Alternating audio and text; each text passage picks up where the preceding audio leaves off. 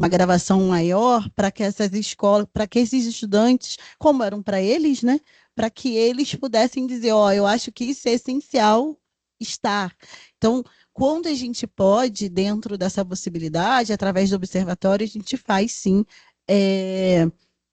esse movimento de estar com as escolas, porque falar com a juventude é essencial. Até porque, quando a gente fala de meio ambiente, fala de água, é eles que, se nós não nos organizarmos para melhorar essas condições, são eles e as próximas gerações que não vão ter a água com qualidade, né? Porque a água não vai acabar, né? Se a gente for pensar, a água ela está aqui dentro do ciclo, né? O que a gente está fazendo é poluindo essa água. Então, sempre que a gente pode, a gente faz. Eu já, eu já vou responder para a Clementina também, porque aí eu acho que fica.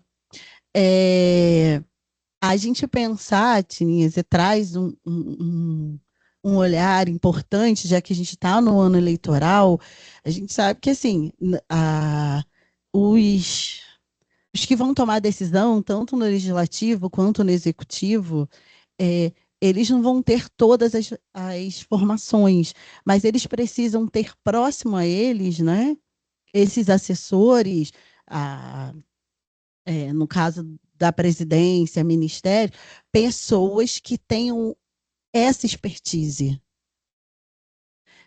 Então, quem é que está na secretaria do meio ambiente, por exemplo?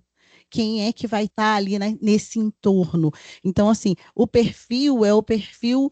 Aí a gente vai trazer da sensibilidade. Alguém que tenha a capacidade de entender que muitas vezes ele ou ela não tenha esse entendimento, mas que tenha a capacidade de buscar pessoas que tenham esse entendimento. Estamos falando de gênero, então pessoas que tenham o entendimento sobre gênero. Estamos falando de saneamento, que tenham esse perfil.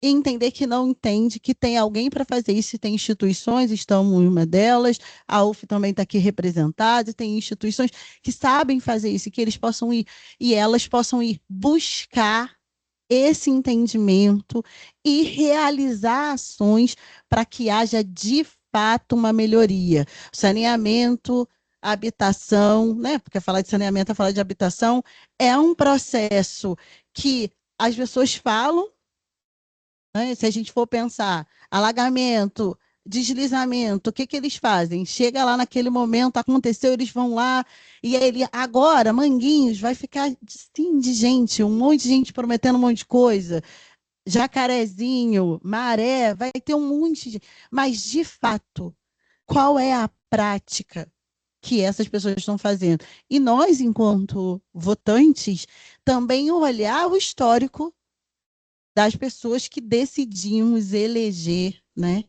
Para as nossas.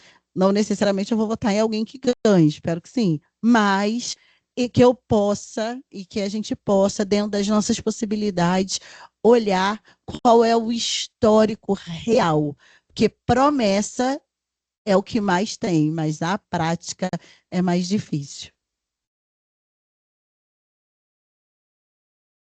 Bom, eu vou responder um pouco da escola, dentro do programa Observatório, né, que é da Fiocruz. A gente tem um coletivo de educação diferenciada, que ele é muito pautado pelas mulheres também, que luta por uma educação diferente nas escolas, que resgata o tradicional também. Hoje, no Quilombo da Fazenda, que é uma das comunidades que a gente trabalha, eles conseguiram colocar uma escola quilombola. Então, as crianças elas podem aprender a cultura, elas podem aprender numa educação diferente. E foi uma mulher que conseguiu, né? Foi a Dona Laura, que é uma quilombola muito porreta e que ela luta pelo território. Então, e todas as ações que a gente faz dentro das comunidades, elas têm muitas crianças envolvidas, não a escola em específico, mas muitas crianças envolvidas.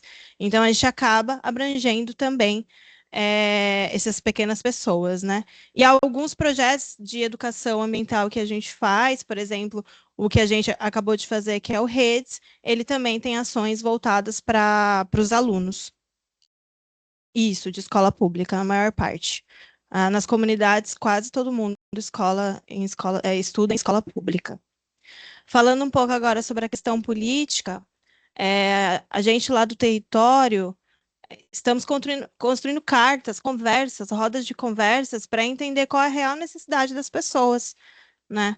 Para a gente poder pautar o que a gente espera de um governante e a gente poder procurar essas parcerias, principalmente com governantes que têm diálogo, que estão dispostos a conversar, né? Porque não adianta ter lá uma pauta maravilhosa, falar que vai fazer muitas coisas e ele nunca foi no território, nunca foi no local para conversar, né? Para ter uma reunião, para ouvir as pessoas.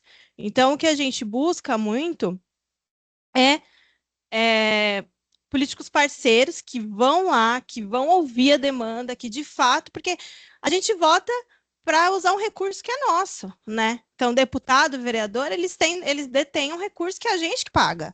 Então, eles precisam estar dispostos a ir lá, conversar com onde for o território, para entender se ele pode ou não ajudar, e se ele não sabe, ele vai entender com a gente o que ele pode ajudar. E, claro, as outras questões, né? Procurar o histórico, entender o que essa pessoa já aprovou, né? Ir lá ver a lei, que lei que ela já aprovou, que lei que ela já assinou, tá junto com a demanda que eu quero, com a luta que eu acredito. Não vai ter um político que vai lutar por tudo, né? Não tem condição.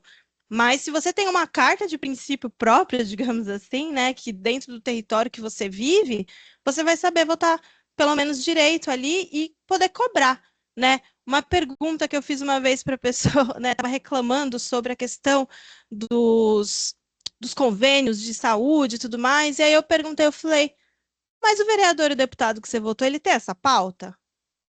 Ah, não sei.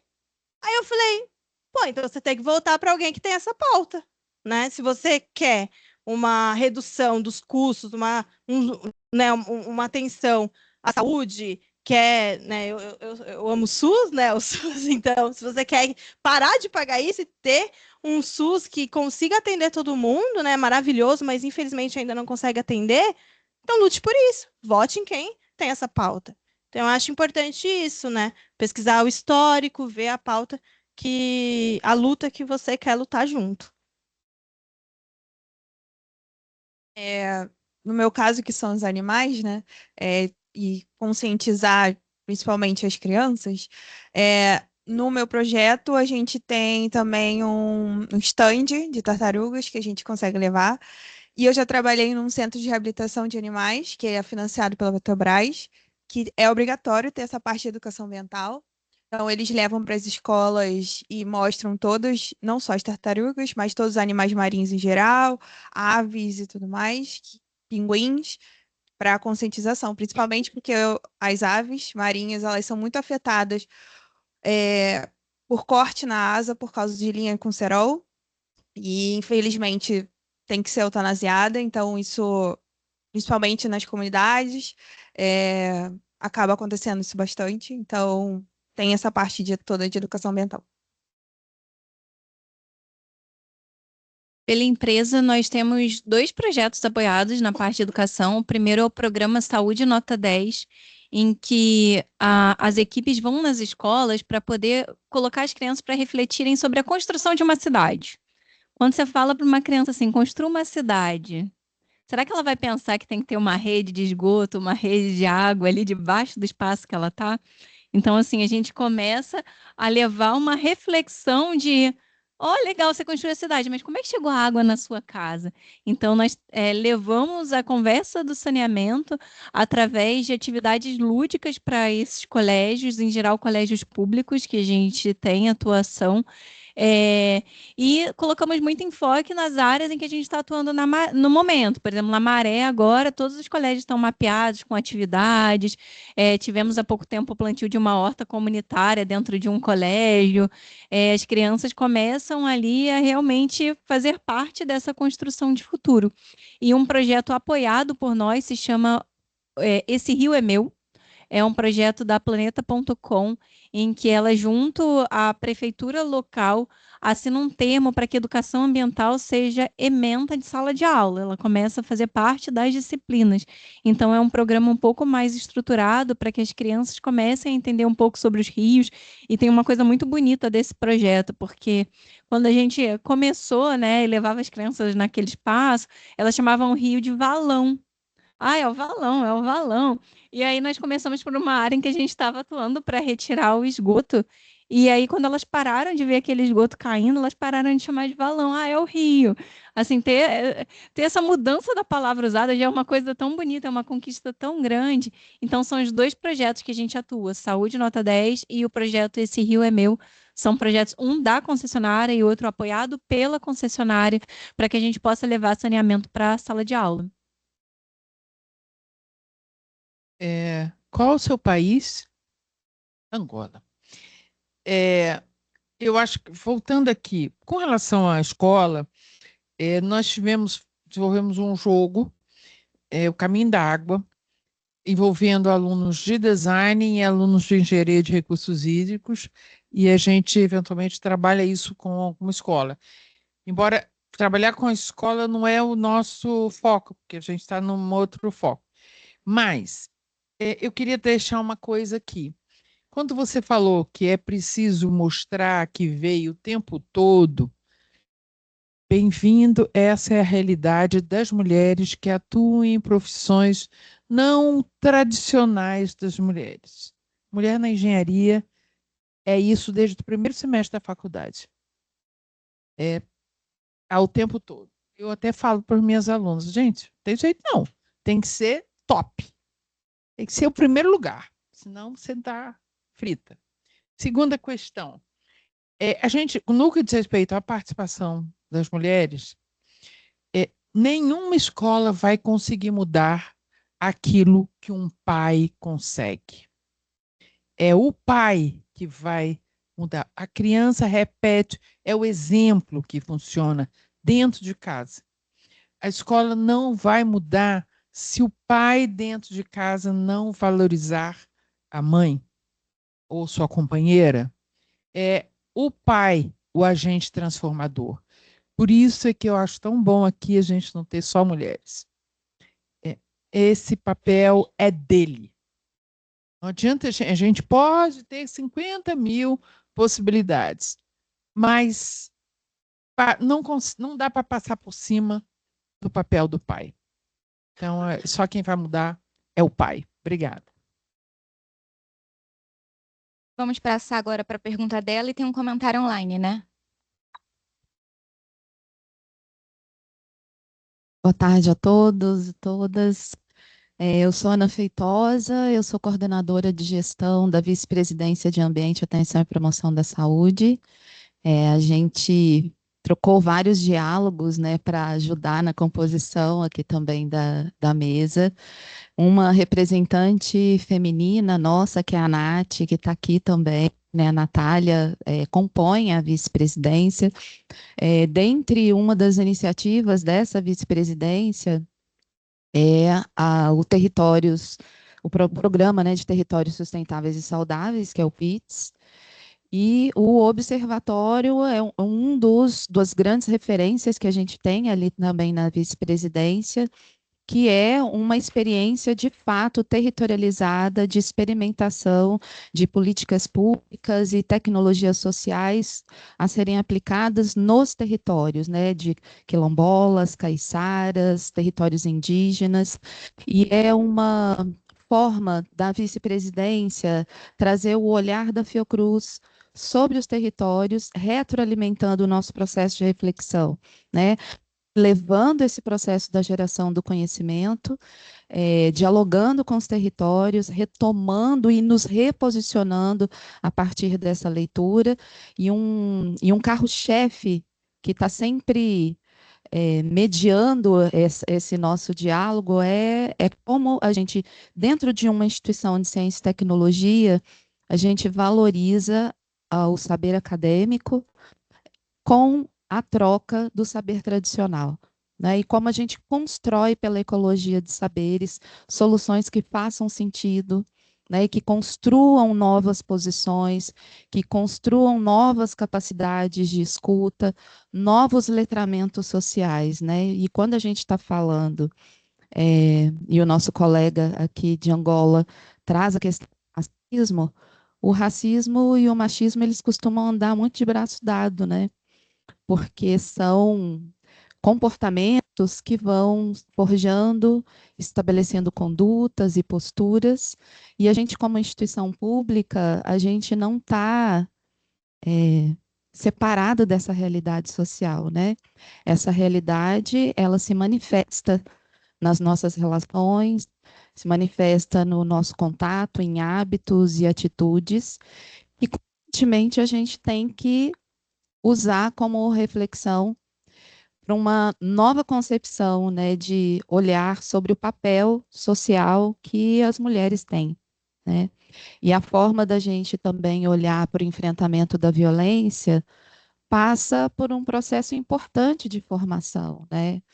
De formação e de posicionamento institucional frente à onda de feminicídios que a gente está enfrentando, frente aos desafios que a gente tem da representação efetiva de mulheres em posições e cargos dirigentes, né? Não só aqui na instituição, mas na composição dos diferentes projetos e equipes. Uma outra preocupação que a gente tem é de falar sobre essas comunidades, mas não sem a participação delas, né? E uma das palavras de ordem que a gente sempre utiliza, né? Nada sobre nós sem nós. Então, se a gente está trabalhando com projetos no âmbito dos territórios, com essas populações fazem parte da composição das equipes desses projetos. Então, a gente não está indo lá para disciplinar essas pessoas, mas para aprender junto, para formular junto, para dar voz para esses territórios. Então, Natália, ela é a expressão física que de muito do que a gente escreve, fala, milita, né, produz cientificamente, mas que está junto de braço dado com a experiência que é o da Fiocruz com o Fórum de Comunidades Tradicionais.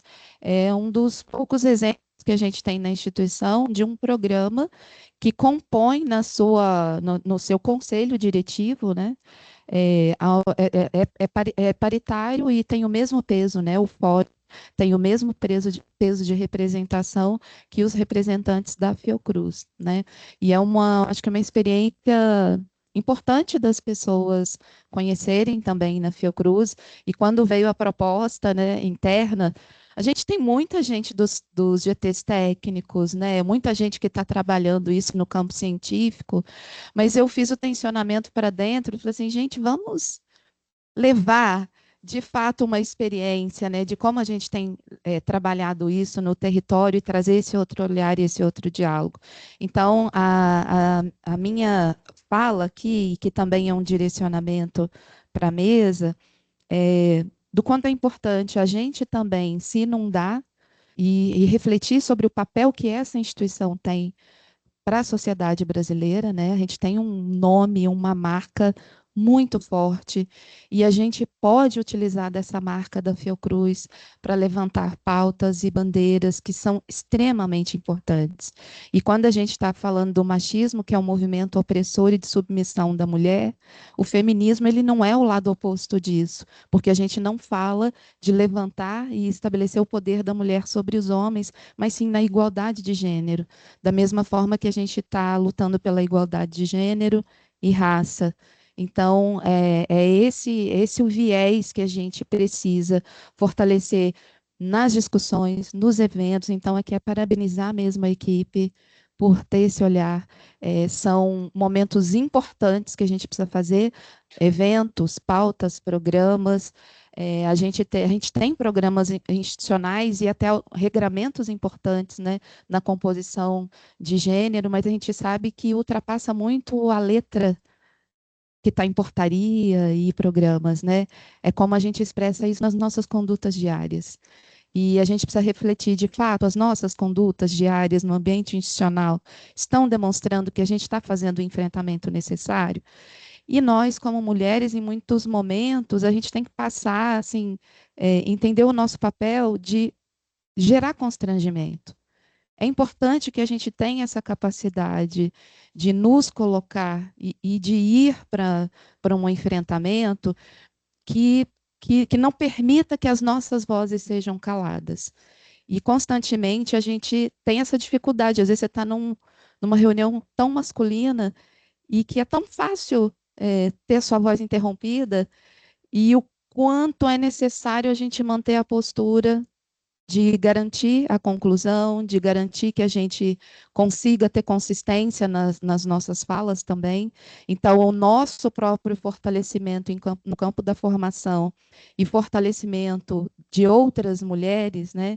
E toda vez que me compete a responsabilidade de estar indicando alguma pessoa para algum projeto, alguma iniciativa, eu sempre, a primeira coisa que eu faço, que mulher que eu posso colocar nesse lugar aqui. Então, é um exercício que a gente vai fazendo, é um esforço que a gente vai fazendo no ambiente também, onde a gente está, com as forças que a gente tem, e também dando as mãos para os nossos colegas, parceiros, porque o machismo não gera opressão só para nós.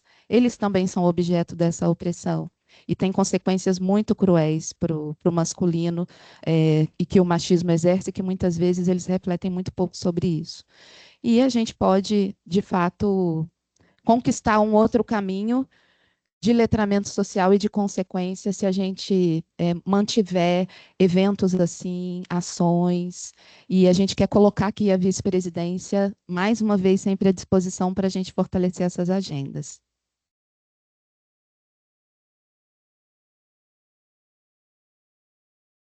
Então, gente, eu vou falar rapidinho, tá, Karina? Devido ao avançar da hora. Até porque senão daqui a pouco todo mundo vai embora doido para almoçar, né? Algumas pessoas já estão, inclusive, indo. Eu gostaria só de fazer uma rápida pergunta direcionada para Carol, Águas do Rio, porque tem um comentário ali que eu vou aproveitar que vai comentar sobre isso, então eu vou aproveitar e colocar aqui o que eu havia anotado. Eu achei muito interessante da sua apresentação quando você falou do projeto Respeito Dalton, não é isso?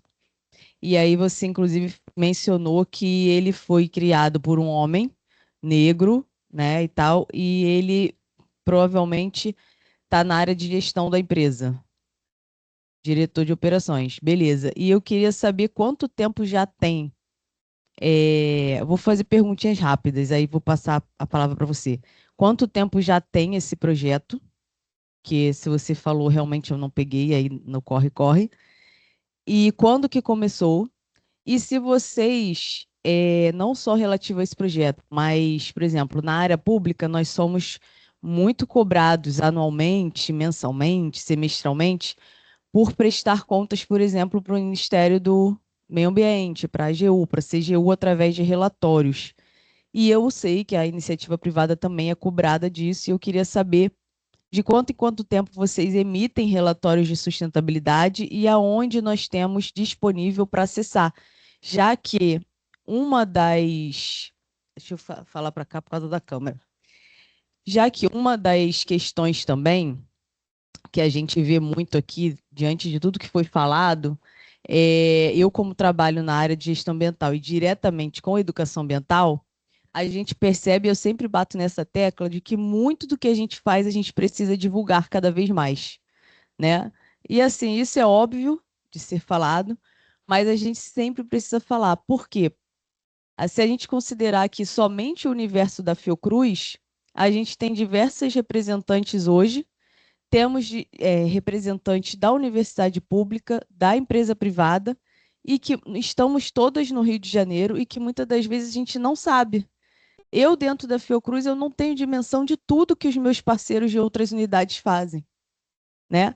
Então, a gente precisa mesmo, gente, cada vez divulgar cada vez mais o trabalho uns dos outros, convidar os parceiros, como a gente teve a oportunidade dessa vez de convidar, e de ter a presença, porque a gente sabe que a agenda também, né, por exemplo, de uma vice-presidência é muito apertada. Então, bato nessa tecla aí também um pouquinho da divulgação, e por isso que eu pergunto, né, os meios de comunicação os quais a gente pode também acessar e pesquisar essas informações. Obrigada. Vamos começar pela parte do programa. O programa existe há 10 anos. A Egeia, ela foi debutante ano passado, então agora a gente deve estar fazendo 16 anos. Então é um programa realmente longo da companhia. E ele foi impulsionado, como eu disse, por um diretor, nosso diretor de operações, um homem que veio de São Gonçalo, um homem negro, e que começou a ocupar o cargo de diretor. Ele relata esse grupo, assim, ele tem muito também acolhimento, né, sobre escutar o que o outro vem trazer ali dentro da sua posição. E ele relata que algumas vezes ele chegou em encontros e perguntavam: ah, mas onde está o diretor? Ele é o diretor. Então, assim, gente, isso tem que ser dito, sabe? Eu sei que dói, mas tem que ser dito. E aí a gente começa ali realmente se apropriar de histórias de outras pessoas que são. Elas cortam o coração, mas a gente tem que colocar o nosso lugar também de enxergar aquilo ali acontecendo. Me marcou muito em um desses encontros em que um gerente de operações ele estava na fila de adoção por uma criança, 10 anos. E ele me falou o seguinte: um homem negro, ele disse assim. Eu não tinha nenhum requisito, eu não estava nem aí para a idade, eu não estava nem aí se a criança tinha algum problema de saúde. Ele falou assim: a única coisa que eu não esperava é que no final iam disponibilizar para adoção uma criança branca. E ele recebeu um filho autista e branco.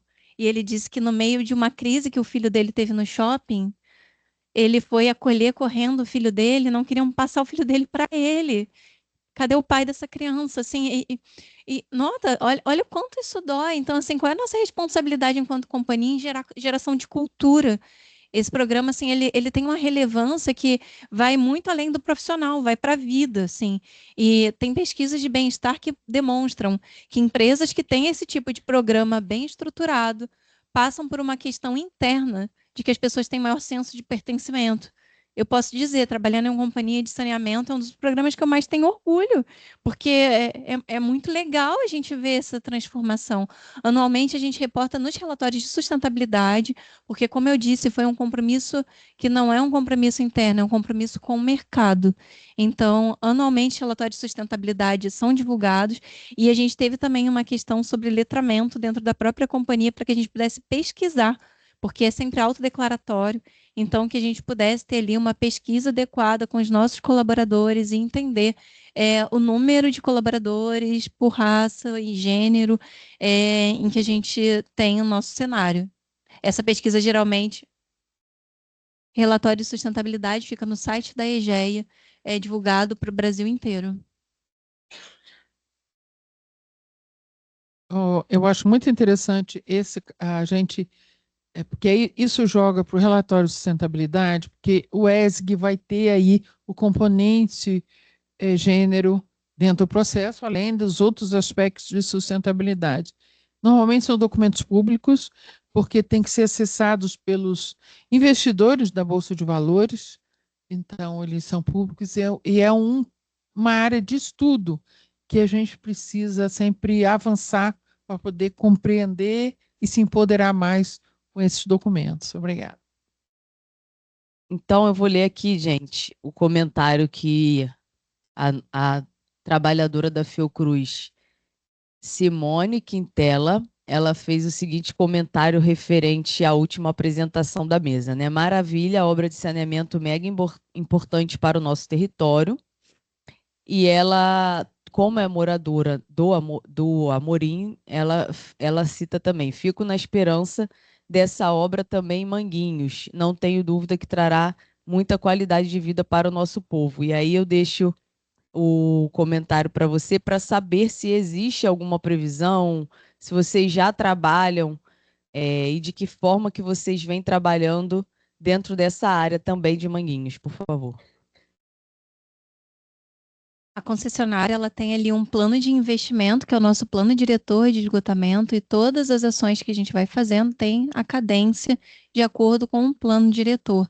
E um pouco para além da estrutura, a gente sempre pensa em recuperação ambiental da Baía de Guanabara. Então, hoje, a gente tem aí um compromisso de entender em quais locais a gente consegue ter ações mais ágeis para dar o retorno mais breve que a gente puder para a Baía de Guanabara. Por que eu estou falando isso? Porque quando você tem retorno acontecendo, a gente conquista licença social para operar. as pessoas passam a acreditar que realmente é possível ter essa transformação. Então, essa obra, sim, ela está prevista em um prazo menor para a companhia, afinal, está ali próximo de estruturas já existentes. A gente tem grupos de trabalho interno que tratam apenas do tema recuperação ambiental. Então, a gente junta engenharia, operação, meio ambiente, todo mundo na mesa para poder conversar e acelerar essas propostas de recuperação ambiental. Perfeito. E para fechar, gente, essa rodada, eu vou só passar a palavra rapidinho para a Márcia aqui do IOC, que ela me solicitou, para poder fazer um comentário sobre o apontamento ali do nosso amigo, tá? Então, gente, não é só para o nosso colega, mas para todos. Quem não conhece o programa IOC mais escolas? Então, é super importante que todos tenham ciência que a instituição está intimamente ligada, não apenas à unidade. Esse programa, ele foi instituído em 2015, e não atende apenas o entorno, mas o programa IOC mais escola é um programa IOC que atende o Rio de Janeiro todo. Então, quero dizer do nosso compromisso, da nossa responsabilidade como instituição de saúde pública, nós somos SUS e não estamos sozinhos, tá? Estamos todos no coletivo, vejam o portfólio, como atendemos. E a coordenadora, o ponto focal, é a nossa colega pesquisadora, bióloga, Renata Maia. Ela é o ponto de referência. Então, quando falamos em trabalhar com escolas no Rio de Janeiro, pelo menos o Instituto Oswaldo Cruz, que é a sigla IOC, para quem não é da unidade, então a gente vai lá e olha o portfólio e leva todos esses programas para a escola, essa discussão toda que a gente tem aqui na pasta e em vários outros. IOC, programa IOC mais escola. Não deixem de acessar. Obrigada. Tá certa. Bom, gente, vou passar aqui os últimos avisos para voltar a palavra para a Karina. Eu gostaria de saber de todos que estão presentes. Todos assinaram a lista de presença? Isso é importantíssimo. Alan, ajuda ali nosso amigo Alan, Gabi, que o Matheus não assinou. Quem ainda não assinou, por gentileza, assinar, que a gente vai fazer os sorteios já já para o encerramento do evento. E vou divulgar também para vocês que a nossa parceira Ateliê ONG Origem Amorim está aqui fora com alguns produtos, né, artesanais maravilhosos feitos por mulheres costureiras dos territórios aqui próximos, né, os territórios vulnerabilizados. Então, ela vai ficar ali com a exposição até as 2 da tarde, aproximadamente. Então, quem quiser passar, conhecer o projeto, é muito bacana. Eles não têm só esse projeto, tá, com as costureiras. A ONG Origem, ela trabalha já há 15 anos com crianças, adolescentes, jovens também das comunidades. A ONG é nossa parceira já há aproximadamente 4 anos, onde a gente trabalha com eles também o desenvolvimento da educação ambiental, mas como eles também precisam de din-din, né, como todos nós, a gente também abre esse espaço que é uma oportunidade da ONG realizar networking e apresentar esse trabalho. E o trabalho deles também tem um cuidado ambiental muito grande, porque a ONG ela trabalha com reaproveitamento de tecidos que são doados pelas grandes marcas e também com lonas de banner. Inclusive, as lonas de banner que são recolhidas ao longo do ano aqui na Fiocruz, né, que é a nossa equipe de resíduos que faz a coleta, é doada para a ONG Origem. Então, elas também transformam esses materiais. Tá? Então, depois, ao final, quem quiser ir lá conhecer e prestigiar o trabalho, a gente agradece. Karina, vou passar a palavra para você. Meninas, desde já, muito obrigada, viu? Gostaria de agradecer a todos vocês que ficaram aqui até agora, né? Com certeza essa manhã de diálogo foi bem produtiva para todos nós aqui, para quem está nos assistindo também. Então é isso. Vocês gostariam de falar mais alguma coisa para fechar? Não? Então, muito obrigada. Pode fazer o sorteio.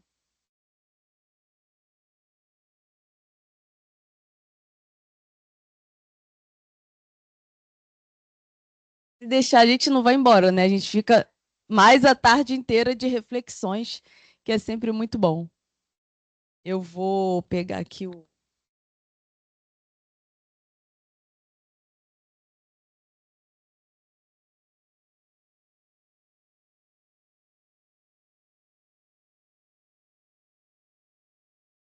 Gente, então, sabendo que todos já assinaram a lista de presença, vamos sortear 2 kits para o público presente. Presente. Pode? Gabi? Tá precisando? Alan. Alan, por favor.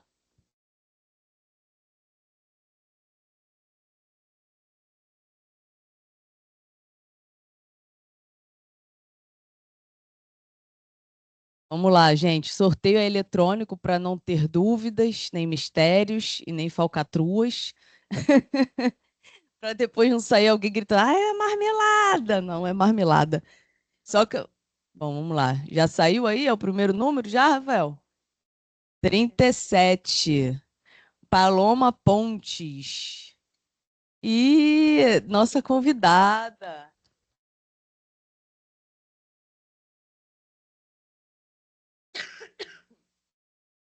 Eu ia falar, geralmente o pessoal do GRSA tem uma sorte, aí o pessoal já fica, é marmelada.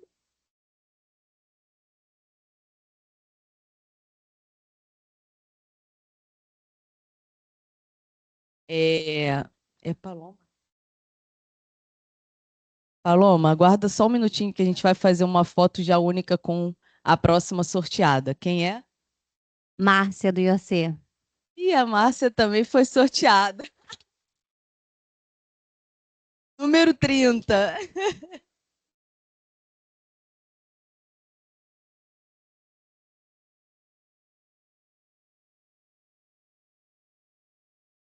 Vamos tirar uma foto aqui. Vem, Cariús, vamos tirar uma foto. Nosso chefe também.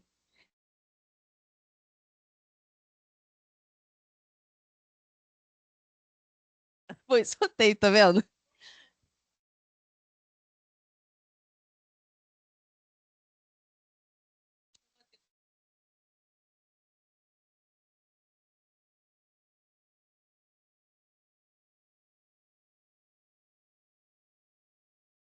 Obrigada. Agora fica aqui, chefe, para foto com todas. Vem equipe, né? Gabi, Milena também tem que sair na foto. Eu vou pedir ajuda aqui de alguém. Bruno, você tira uma foto pra gente, para sair todo mundo aqui? Obrigada, Bruno.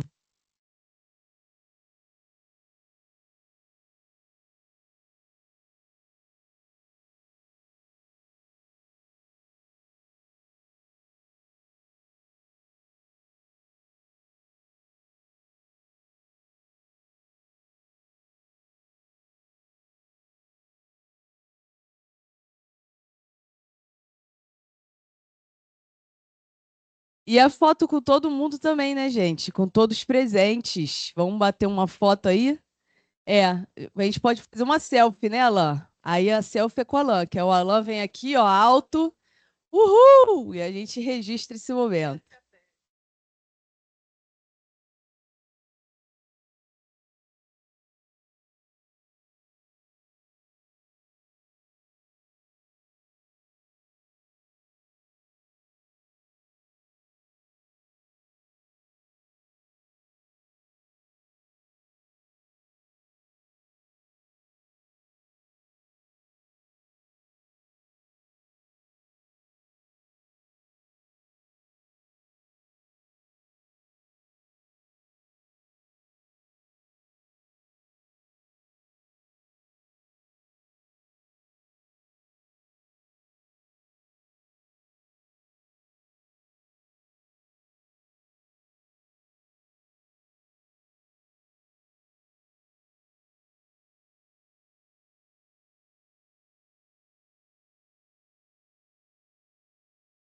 Gente, mais uma vez, obrigada pela presença de todos. Até a próxima. O pessoal que nos escuta no online também.